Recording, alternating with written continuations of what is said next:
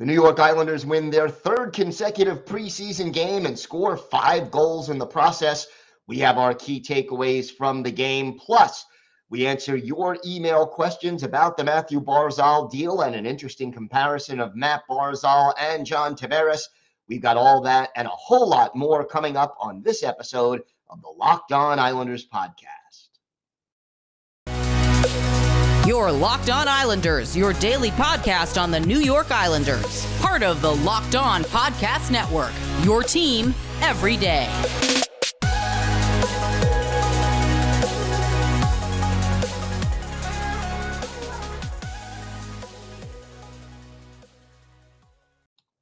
And welcome, everybody, to the Friday weekend edition of the Locked On Islanders podcast. So glad you could join us today and be part of the Locked On Islanders family. And thank you for making Locked On Islanders your first listen every day. We are free and available on all platforms. Today's episode is brought to you by BetOnline. BetOnline has you covered this season with more props, odds, and lines than ever before. BetOnline, where the game starts. We have got a lot to discuss on today's show. But first, if you've got something Islanders related on your mind, if you have a question about something we've discussed, a comment about a topic we've gone over on the show, or maybe something you'd like us to talk about on a future episode of Locked On Islanders, feel free to send us an email. The email address, as always, lockedonislanders@gmail.com. If you leave your first name and where you're from, we are happy to mention you on the show when we discuss whatever it is that's on your mind. You can also follow the show on Twitter at Locked On Isles, and you can follow me, Gil Martin, on Twitter at Ice Wars, NYR, VSNYI. We'll keep you up to date on all the latest Islanders news, notes, and happenings. From the rest of the preseason to the regular season, injury updates, trade rumors, line combinations, you name it, we'll have it for you right here on the Locked On Islanders podcast. So the Islanders get a 5-2 win at home at the UBS Arena over the New Jersey Devils. They fall behind early 1-0 and then go and get 5, count them, 5 even strength goals in order to get the win. And that in and of itself, pretty good news for the New York Islanders. And, you know, what we're seeing, and I think it's kind of important, again, the important thing in the preseason, I am not going to sit here and say, oh, wow, the Islanders are in big trouble because in the preseason they didn't do anything particularly well or they did something particularly poorly. No, I'm not worrying about the preseason specifically too much. But what I like is to see that this team is getting better game by game and headed in the right direction. They seem to be, A, getting more consistent play from their regular players, and B, they seem to be sort of getting more and more into the groove of what Lane Lambert wants them to do. Now, you know, I mentioned 5 even strength goals, so the power play does not score in this one, but they only had 1 power play attempt. So that is not that discouraging under the circumstances. And then you look over the way this game sort of played out, and a lot of Islanders players really did a solid job. I mean, let's start with Semyon Varlamov, who played very nicely in goal, making 26 saves out of 28 shots that he faced. Another positive, the Islanders defense, even though they did feature some players who are not going to be on this team once the regular season starts, still held the Devils to less than 30 shots on goal in this game. And that is actually despite the fact that the Devils had 4 power play opportunities in this game. They did get 1 of their 2 goals with the extra attacker. Varley, I think, solid in goal, as I mentioned. And then the other encouraging things, Noah Dobson a 2-point night. Robin Salo, not on the score sheet, but a +2, as was Paul LeDoux and Nikita Soshnikov. One player on this Islanders team was a +3. You know who it was? Aatu Räty, a goal, an assist, 2 penalty minutes, and the +3. So definitely encouraging there. Ross Johnston with a goal in this game and a roughing call that, they kind of wrestled with each other for a couple of minutes. But overall, I think there was a lot more to like about this game. The 2-point night for Dobson, Barzal getting a goal to sort of celebrate what he, the contract that he signed, did well in the faceoff circle as well. Beauvillier with a goal and an assist in this game. And just overall, I like one thing that this team did. They rested a lot of guys. You didn't see J.G. Pajot. You didn't see Oliver Wahlstrom. They rested, some of their regular players. No Scotty Mayfield. But some of the guys they already sent down, like Simon Holmstrom and Aatu Räty. They sent him down to Bridgeport, but they brought him back up just to play in this preseason game. And you know what? More power to you if you're the New York Islanders. Get these young kids some extra experience. Give the veterans rest. Look, you're about to embark on an 82-game schedule where you're playing, not every other night, but pretty close to it over the course of the next 6 months.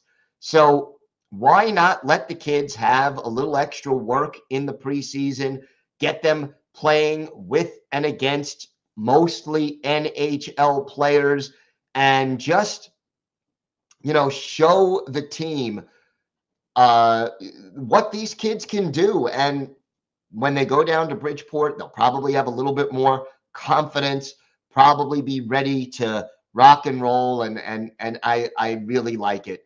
Kiefer Bellows had some good moments in this game.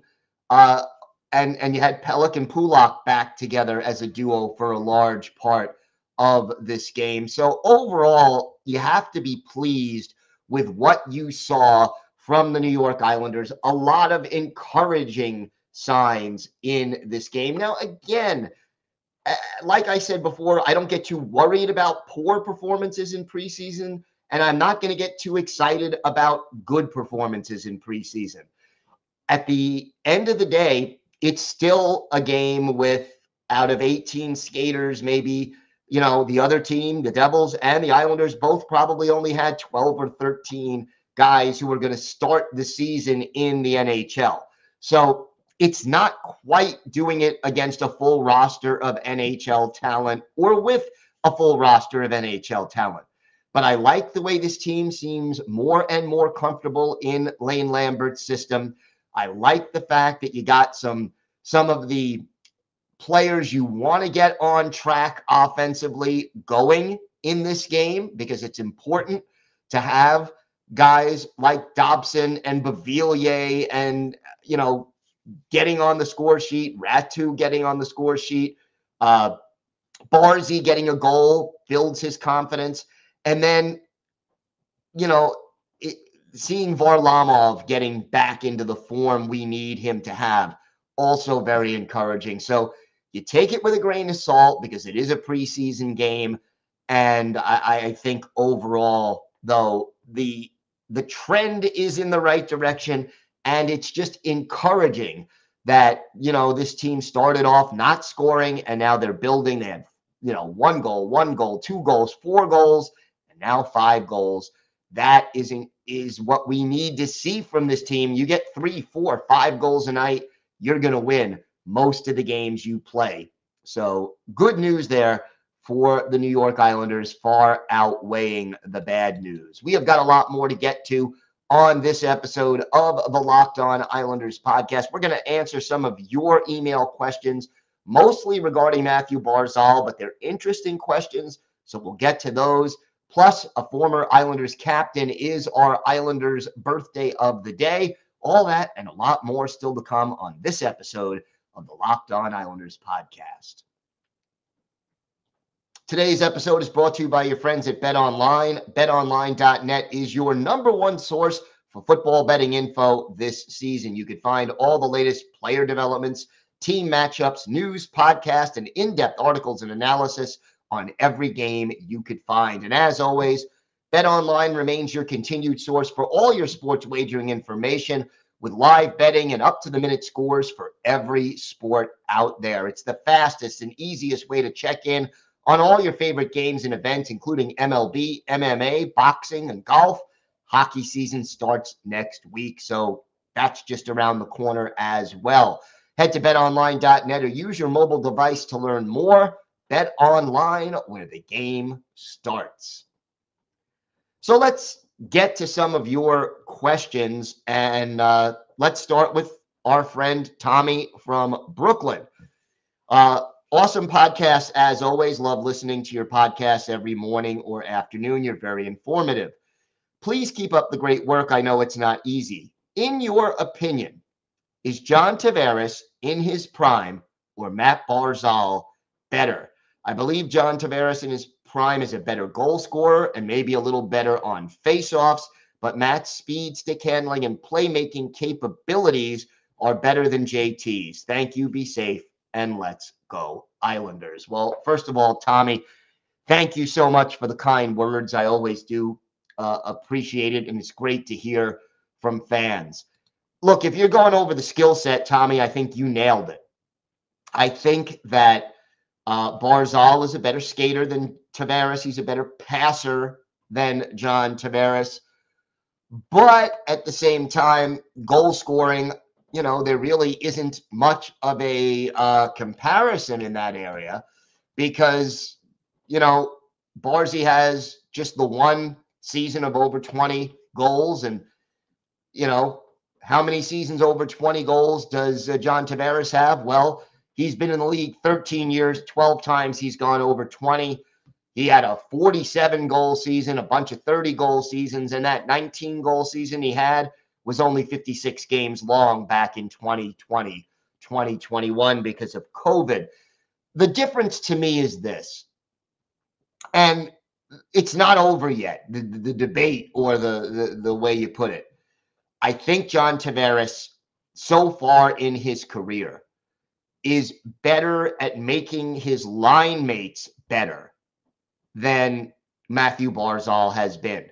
And part of that is because Tavares is more of a finisher than Barzy, and that Barzal has not always had great finishers to work with. But you go back to even the early days of John Tavares with the Islanders. P.A. Parenteau and Matt Molson, they were NHL players, but playing with John Tavares, they became 20-goal scorers. Tavares's presence on their line, and this is true not just of those guys, but of several other players over the course of JT's Islander career, which lasted 9 years. They really lifted their game because they were playing with Tavares. I haven't seen that consistently yet from Barzal. And, you know, look, Kyle Palmieri and Zach Parise look like they're going to be his line mates this year, at least to start the season.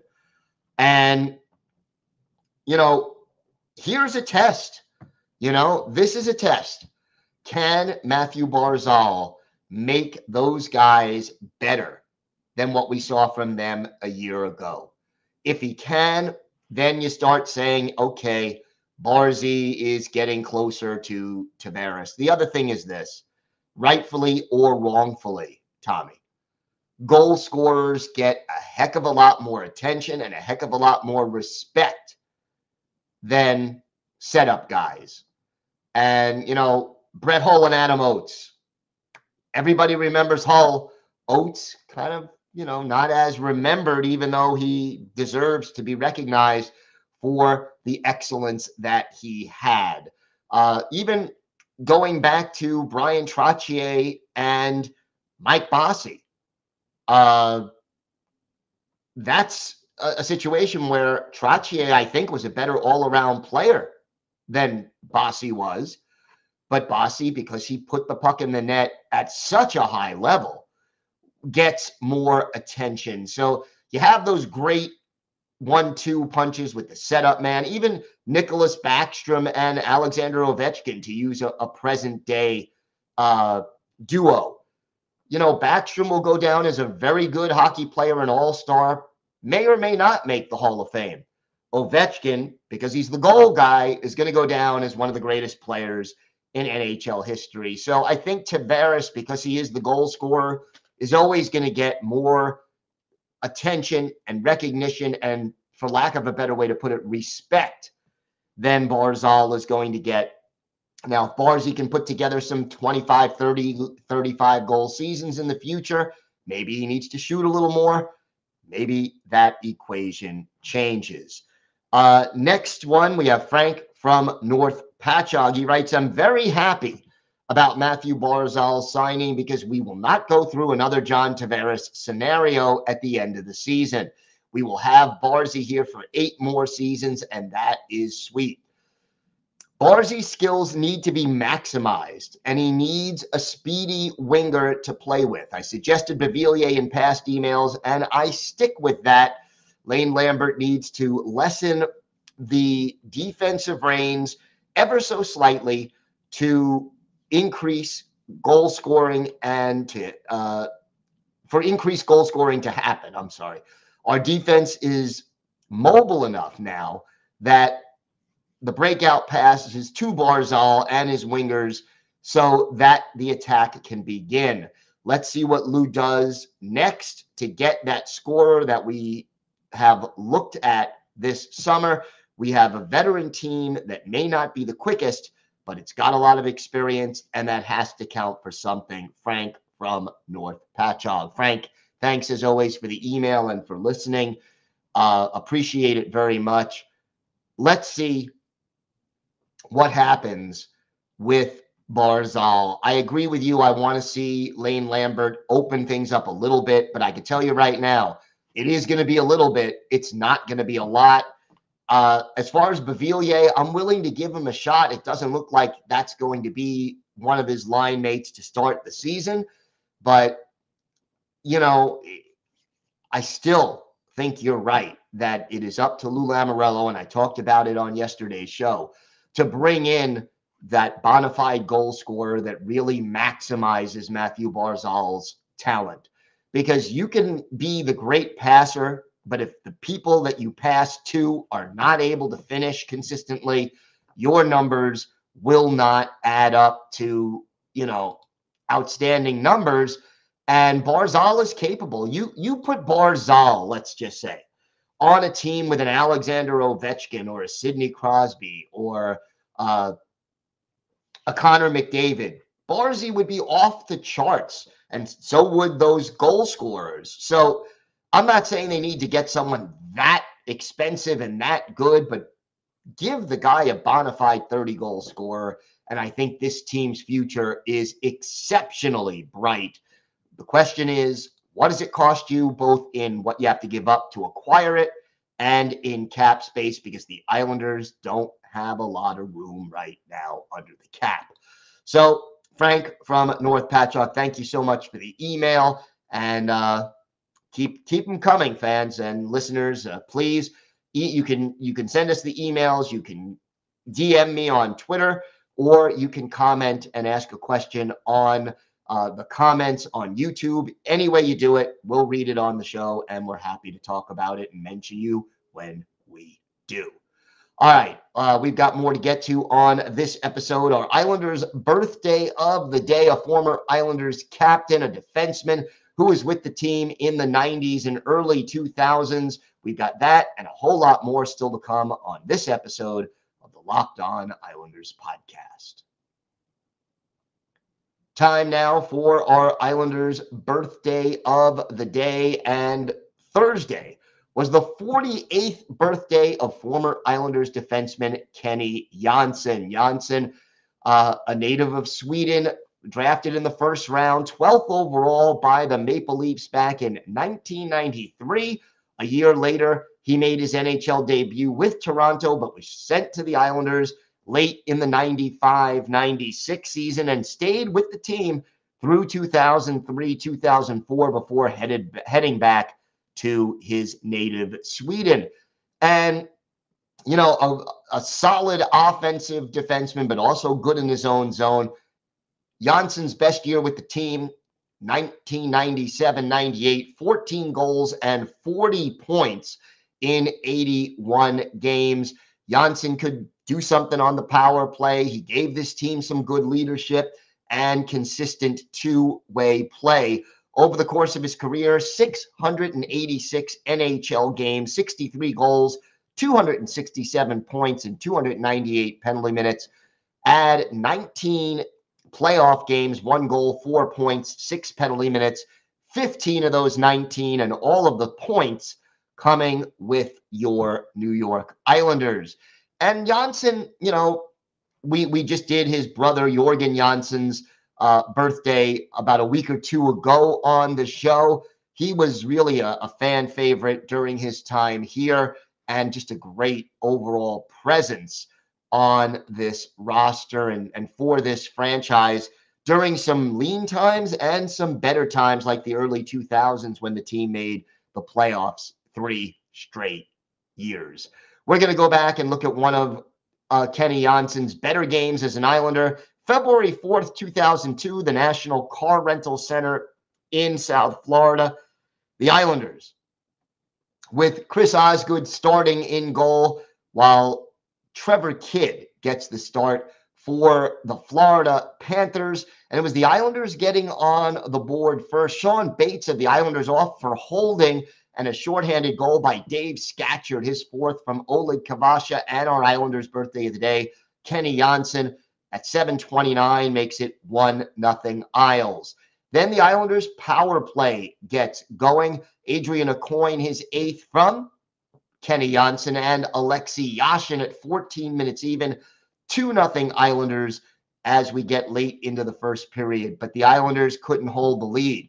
Robert Svela, his 2nd from Jason Wiemer at 15:24, made it 2-1. And then Florida got a shorthanded goal with Pavel Bure in the box for holding the stick. Marcus Nielsen scores a shorty, his 9th from Lance Ward and Darren Van Imp.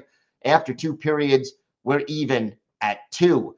In the second period, it was all Islanders. Jason Blake gets his 6th of the year from Dick Tarnstrom and Oleg Kavasha at 3:56. Then our Islanders' birthday of the day, Kenny Jansson, his 5th of the year from Brad Isbister at 7:21. That makes it 4-2 Islanders. Then the Islanders' power play gets back to work. Bratislav Mezzi goes off for high sticking, and Alexei Yashin pots his 24th. Kip Miller, the only helper, at 10:34. Islanders up 5-2 after 40 minutes, and it looked like the Islanders had this game in their back pocket, but they couldn't hold the lead. In the third period, it was a big wave of offense for the Florida Panthers. Nicholas Hagman gets 2 straight goals, one at 33 seconds, one at 3 minutes and 32 seconds, his 5th and 6th of the year. Jason Wiemer with the only assist on both goals. Then at 5:56, Sandis Ozolinsh, his 6th from Ivan Novoseltsev and Nicholas Hagman at 5:56. That ties the game at 5, and then Robert Svela gives Florida the lead at 7:46 of the third. Pavel Bure and Christian Huselius with the assists. Islanders down 6-5, but Dick Tarnstrom ties it at 15:44 for the Islanders. Yashin and Isbister with the assists. That game goes to overtime, tied at 6, but nobody could score. Garth Snow ends up finishing the game for the Islanders. Roberto Luongo finishes for the Panthers. But at the end of the day, the game ends in a 6-6 tie. There were no shootouts back in 2002. So the Islanders and the Panthers skate to a 6-all tie. Garth Snow stops 5 of 6 shots for the Islanders to earn the tie. For Kenny Jansson, our Islanders' birthday of the day, a goal, 2 assists, 3 points. He was a +1. He had 3 shots on goal. and he was on ice for 30 minutes and 21 seconds. That was tops among all Islanders players in this game. So a very happy 48th birthday to former Islanders defenseman Kenny Janssen. He is our Islanders' birthday of the day. Should be a good weekend. We have one more preseason game left for this Islanders team. It is at the UBS Arena, and it is against the New York Rangers. So what better way to get ready for the regular season than one more tune-up with your biggest rival? It's an 7 o'clock Eastern time start Saturday night at UBS Arena. And after that, the games start to count as October 13th at UBS Arena, 7:30, Islanders and Florida Panthers. We will, of course, be back on Monday with our takeaways from not just that game against the Rangers, but some overall takeaways about the preseason. And hopefully we'll have some news about final cuts and roster moves as well. Thanks for making Locked On Islanders your first listen every day. Now make your next listen Locked On NHL. Locked On experts give you a daily 30-minute podcast on all things NHL all year long. Stay up to date on everything in the hockey world with Locked On NHL, your daily 30-minute NHL podcast. Have a great weekend, everybody. Stay safe. And of course, let's go Islanders.